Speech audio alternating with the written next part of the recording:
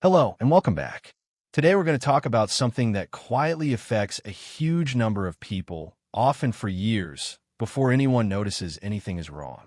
We're talking about insulin resistance, and I want to walk you through 12 signals your body may already be sending you, most of which have nothing to do with a standard blood sugar reading. This isn't only a concern for people who've been told they have diabetes.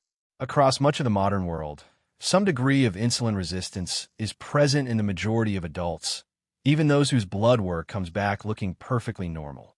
You can have a completely unremarkable glucose test and still be well along a path that eventually leads toward type 2 diabetes, a condition that roughly doubles the risk of heart attack and stroke and can shorten a person's life by up to a decade. Here's why this matters so much. Most people who eventually receive that diagnosis never saw it coming.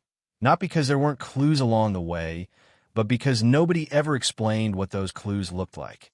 By the time blood sugar itself becomes abnormal on a lab report, the underlying process has usually been quietly building for years, sometimes well over a decade. This isn't a switch that flips on the day a diagnosis gets written into a chart. It's more like a long, slow slide, and every one of us sits somewhere on that slide. As insulin resistance gradually deepens, it begins to affect the blood vessels, the liver, the brain, the kidneys, and the entire metabolism long before any doctor ever uses the word diabetes. The damage doesn't begin at diagnosis. Diagnosis is simply the moment modern medicine finally catches up to something that's already been happening. So today I want to walk you through 12 signs your body might already be showing, signs that often appear long before blood sugar itself ever rises. And toward the end, I'll mention a blood test you can arrange privately that can offer a much clearer window into your metabolic health, often years ahead of what a routine test at your doctor's office would reveal. I'm Dr. Wilson. I spent close to a decade working in emergency medicine, and this is exactly the kind of information I wish more people had understood long before they ended up in front of me in a hospital bed. Before we get into the list, let's quickly cover what insulin resistance actually is in plain terms. When you eat, your blood sugar naturally rises, and in response, your pancreas releases a hormone called insulin. Think of insulin as a key. Its job is to unlock the doors of your cells so that glucose can move inside and be used as fuel. That's the process working the way it's supposed to.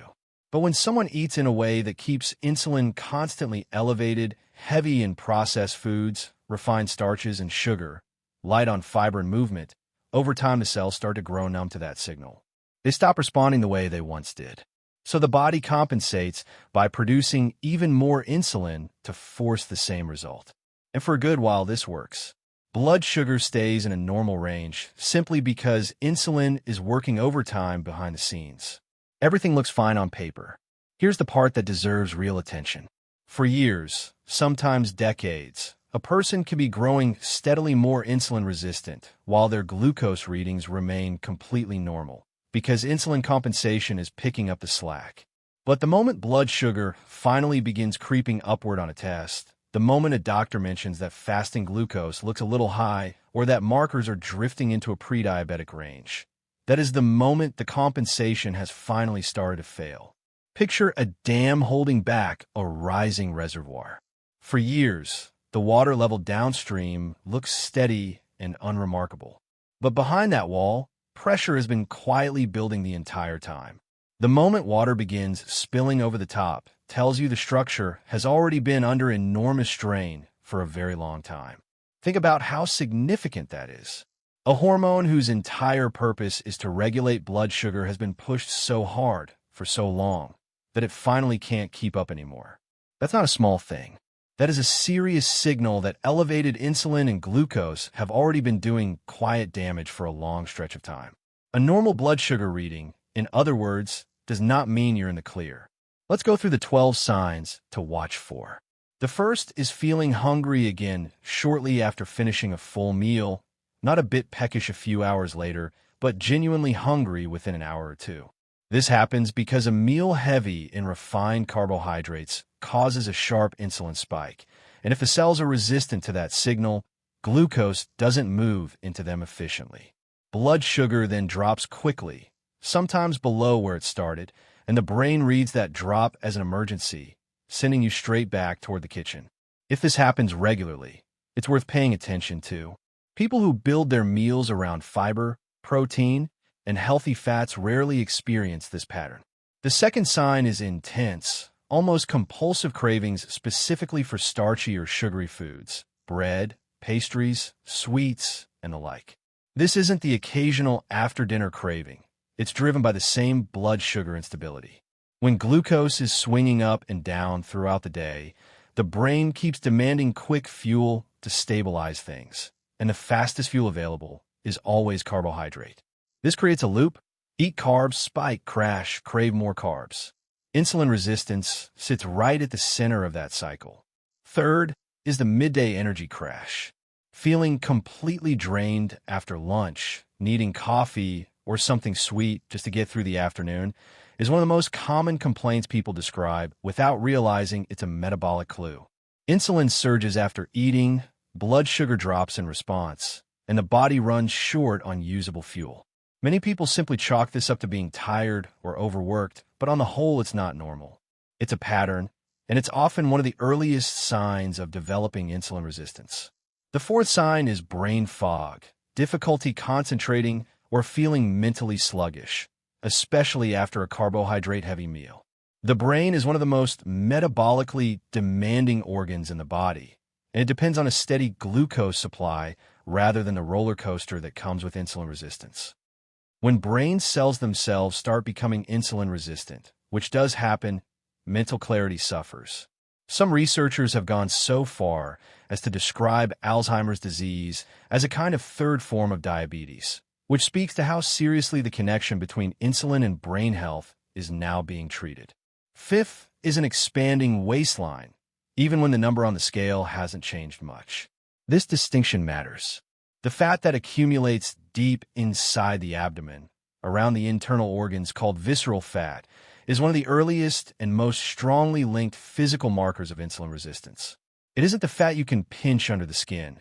It sits around the liver, the intestines, and the heart, and it actively releases inflammatory signals that make insulin resistance worse. A simple way to check this at home is your waist-to-height ratio. Measure your waist at the belly button and divide by your height. As a rough guide, someone who is 180 centimeters tall would ideally keep their waist measurement under about 90 centimeters. The sixth sign is struggling to lose weight despite genuinely trying, eating better, exercising, and still not seeing the scale move the way you'd expect. There's a real physiological reason for this.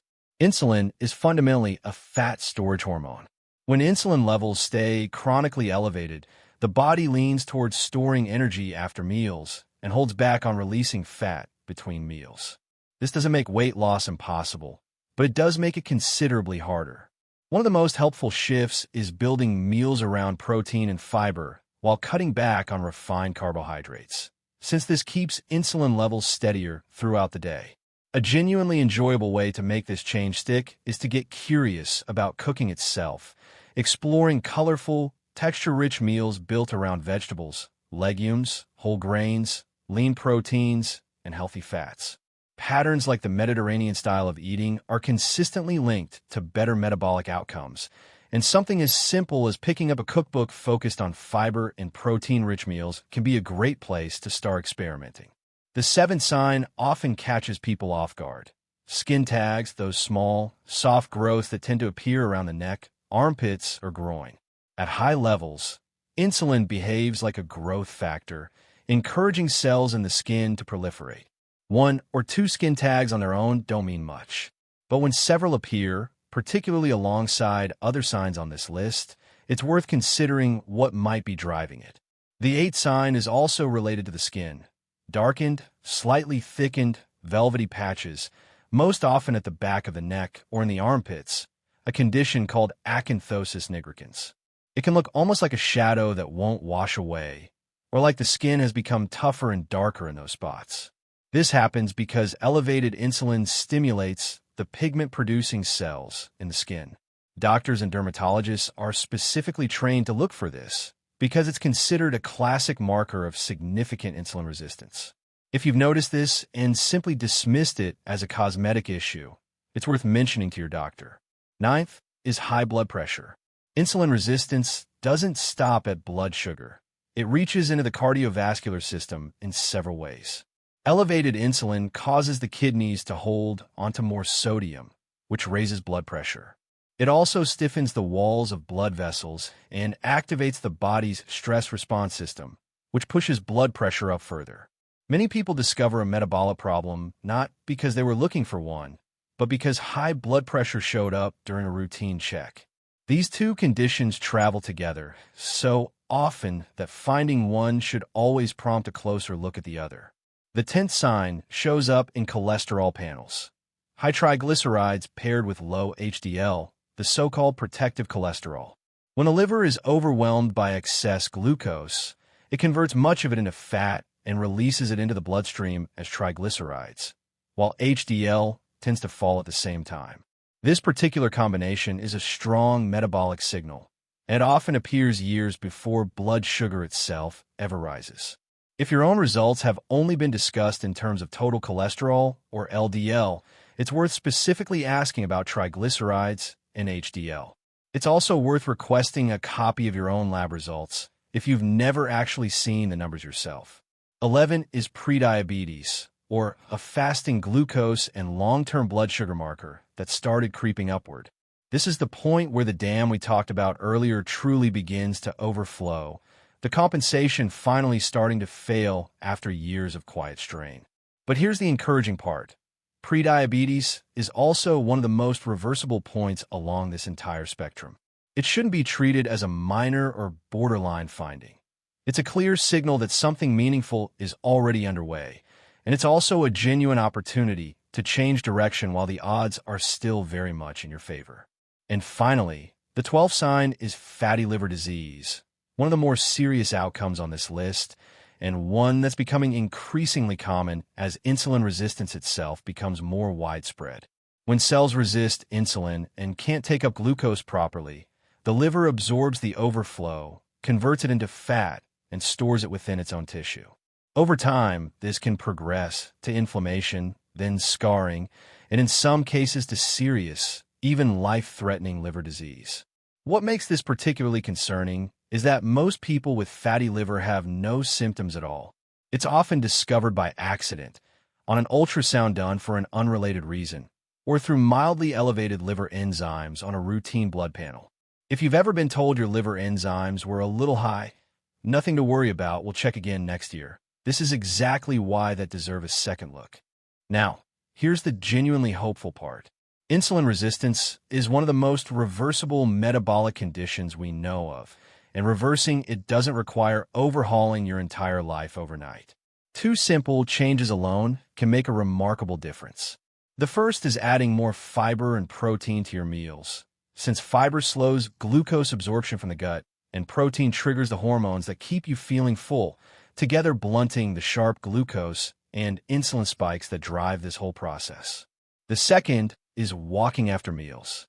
Even just 10 minutes of movement helps your muscles pull glucose out of the bloodstream and use it directly for energy, meaning your body doesn't need to release nearly as much insulin to bring levels back down. It's a small habit, remarkably simple, and metabolically it carries real weight. Having one of these 12 signs on its own doesn't necessarily mean you're insulin resistant.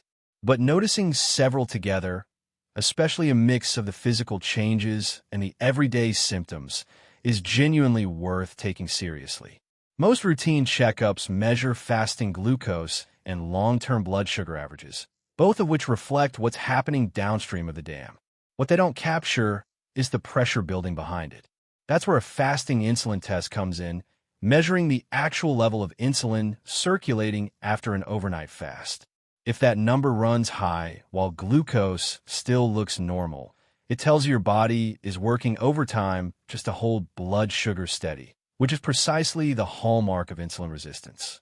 Taken a step further, a calculation known as HOMO-IR combines fasting glucose and fasting insulin to produce a score reflecting just how insulin-resistant a person actually is, and it tends to catch problems far earlier than glucose numbers alone ever could.